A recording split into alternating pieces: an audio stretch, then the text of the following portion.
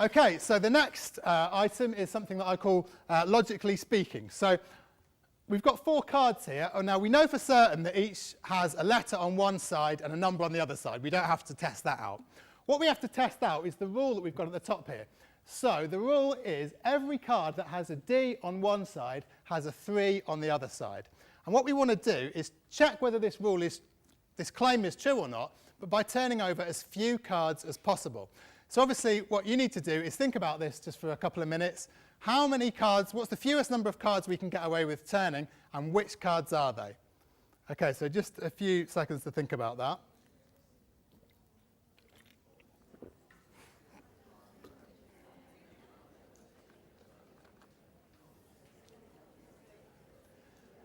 Okay, that's enough thinking time. Right, now we'll have a vote for each card. Who thinks that, ready? Who thinks we need to turn over the D? Most people, yeah, fairly obviously, we have to check that the card that has a D on one side does in fact have a 3 on the other. So we turn the D over, there is a 3 on the other, everything's looking great so far. Who thinks we need to turn over the 7?